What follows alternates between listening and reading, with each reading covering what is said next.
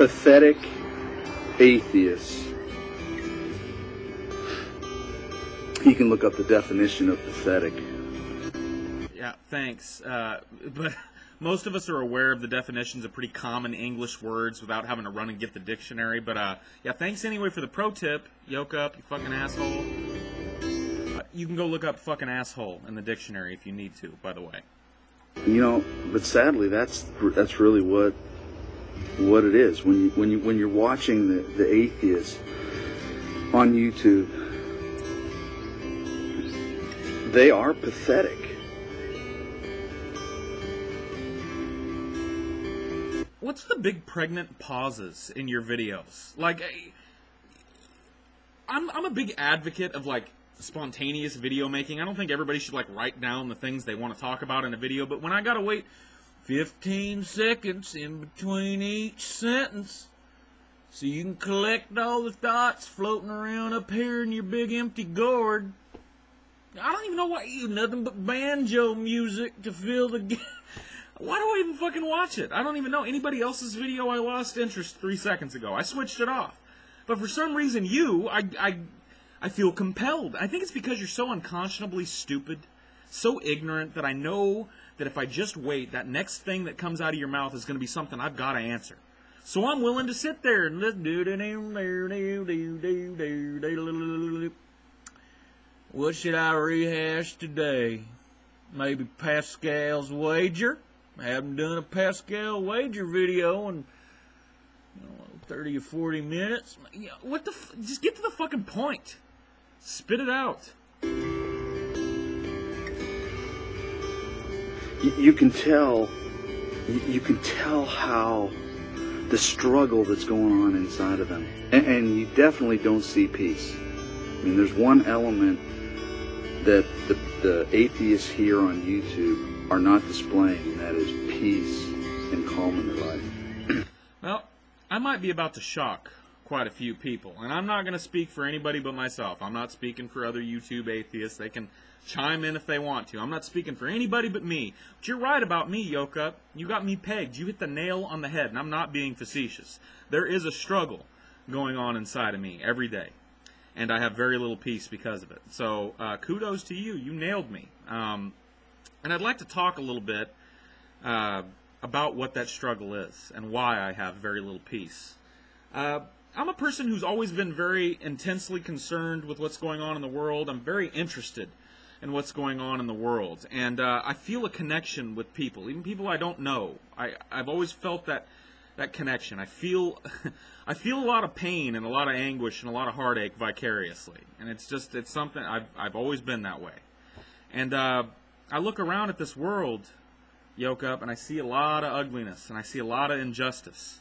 And the struggle comes from this. I look at this stuff, and I read about this stuff, and I hear about this stuff every day. And every day I think to myself, Paul, you should be doing something about this. But I don't know what that something is. I don't know what that something is. And the struggle is between that guy that says, Paul, you need to do something. And then there's this pessimistic voice, this very loud and who knows, maybe very right voice that goes, Paul, it doesn't matter what you do. It doesn't matter what you do. This is bigger than you. It's so much bigger than you and so far out of control now. You could beat your head against the wall or sit there and rot in your fucking computer chair, and it's not going to make one iota of difference because you don't matter. You as a single person do not matter. So all you can do is kick back and watch. That's a struggle that goes on inside of me every day. Yoke Up, and I have very little peace because of it. Every day I think about these things. So, you were right, but if I may, I'd like to talk a little bit about peace. Specifically, the kind of peace that your religion peddles to people. The kind of peace that you have to wear like a mask because you're too afraid to take a look and see the shit that's going on in the world. You're too afraid to own up to it. You're too afraid to look at it and deal with it and process it. So you got to put on that big old plastic smile and say, I got so much peace. And these people that have to think about things that are going on in the world, that look at the shit that's going on around them and they worry about it, they're so pathetic. If only they could learn to put that big old plastic smile on, put on some of that old plastic peace, you know. And the reason why you're able to do that is because you've got yourself believing that none of this shit matters. Am I right, Yoka? Correct me if I'm wrong, but none of this matters, right? This whole life that we live is just a big, cruel waiting room, isn't it? It's just a big, cruel, like, customer service queue where we're all waiting in line, waiting for our time to come so we can poof ourselves away into paradise. And I'm sorry, that's just not the way I work. I realize that every moment that I spend unhappy, every moment that I spend worrying about shit like this, every moment that I spend with this struggle that's going on inside of me is a moment I'm never getting back. I only get one time around. Alright? I know that. I only get one time around, and I try to make the best of it. I know there's nothing waiting at the end of the rainbow, okay? I try to make the best of what I got. That's what I deal with. That's the struggle that I deal with every day. When I look around and I try to be happy and I try and enjoy, you know, I'm a very lucky guy. I've got a good life. I've got a great fiance. I've got a loud but lovable dog, right? I've got a lot of good things in my life, but I look around and I see the ugliness that goes on in the world, and I have a hard time sometimes enjoying that shit.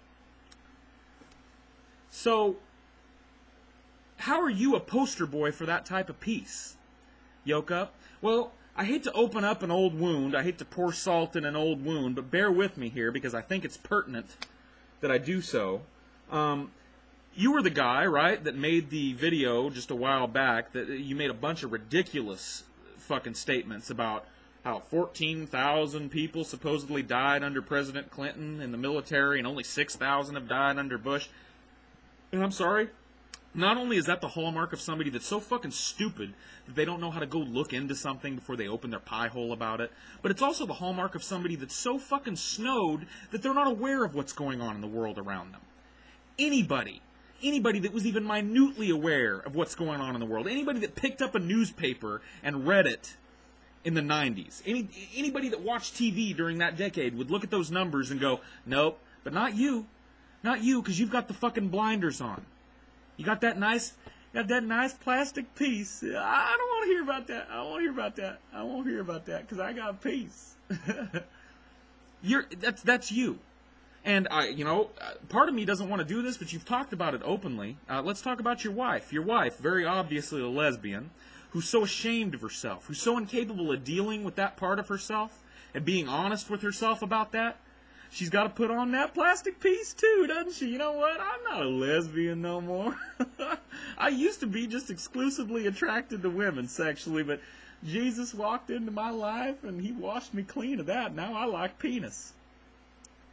That's the type of peace that you're selling. And you know what? I don't want it. I don't want it. You give me a choice between me, all right, and the struggle that I go through every day, and the lack of peace that I have in my life, and I don't have a total lack of peace, but, you know, it's very little. It's few and far between. You give me a choice between that and being somebody that's too scared to pull their head out of the fucking sand and look around and process the shit that's going on around them. I pick me. I choose me, Yoke Up. I choose me any day of the fucking week.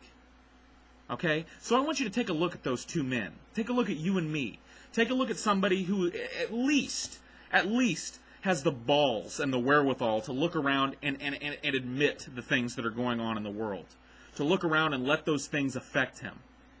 And then look at you, a person who's too scared to do that. A person who has to hide behind his belief system in order to get through the day with a big old cheeser on his face. You tell me who's pathetic.